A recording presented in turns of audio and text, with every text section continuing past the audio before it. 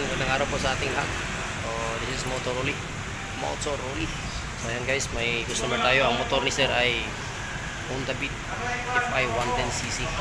So sa video ito guys, papakita ko lang sa inyo kung ano ang ating gagawin sa ating Honda Beat. Open back camera, action.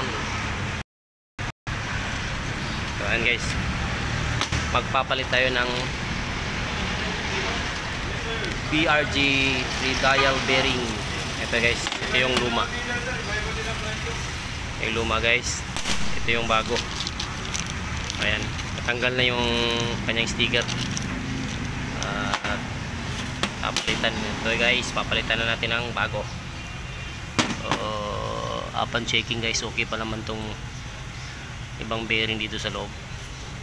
So ayan guys, may tatlong bearing, tatlo at isa dito, 4, 5 ang main bearing. So 5 sa loob guys. At papalitan din natin ng bagong gasket, transmission gasket. So yun lang guys. Sana'y nakatulong. Gandang araw po sa lahat. Sa mga gustong magpaayos tulad ng ganito, yung nagwiwigil ng inyong gulok sa likod, so papalitan na ninyo ng bagong radial BRG bearing. Ayan guys, so mabili po ito ngayon.